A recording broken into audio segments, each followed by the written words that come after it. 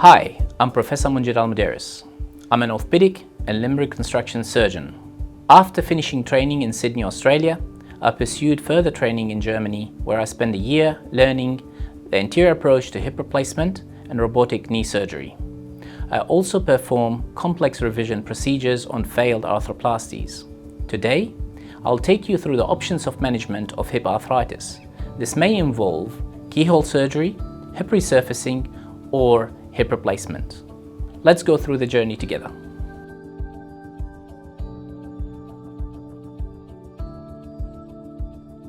When you come to see me with a hip pain, I look at you as an individual, not just a person with a hip pain. I may ask you significant history about your back, your hips, your knees, your foot and ankle. I look at the whole picture. I ask you detailed history about your medical conditions or any associated problems that you may have that may contribute to your hip. Hip pain does not mean arthritis all the time. I see a variety of patients with broader range of age, from younger patients who may have a snapping hip or bursitis to an older patient who may have arthritis in the hip. The pathology can vary. It can be in the soft tissue around the hip, such as the glute muscles and the trochanteric bursitis, such as the iliopsoas tendons, or it can be a deformity in the structure or the bone around the hip, or it can be arthritis where the joint is worn out. Also, patients can vary in their age, in their activity level, and in their living condition. I may see younger patients who require reconstructive surgery, and that can be done through keyhole, does not need replacement. I may see patients who just want to walk and have a sedentary lifestyle with pain-free joint. These patients may benefit from a hip replacement.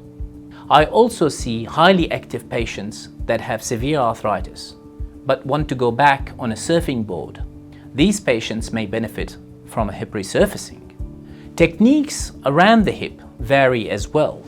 I learned the anterior approach to a hip replacement and hip resurfacing. I do hip resurfacing through the front, also hip replacement through the front. This approach is a good approach in the hands of someone who knows how they do it.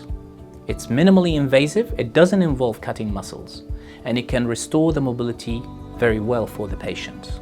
I also use additive and supportive technologies. With the help of CAD modeling, engineering, we can print out patient-specific instrumentation that can apply the technology of 3D modeling with the help of engineers, where precision guidance for where the cuts are done and how the implant is positioned. This technique adds another level of accuracy when we execute a hip replacement or a hip resurfacing. All these measures together help you to achieve a pain-free joint that is mobile and restore your functionality for a very long period of time. So when you come with a hip pain to see me, it does not necessarily mean a hip replacement, it does not mean a hip resurfacing, and it does not mean only a keyhole surgery. It can be any of the above, or it can be as simple as just modification of activity or medications.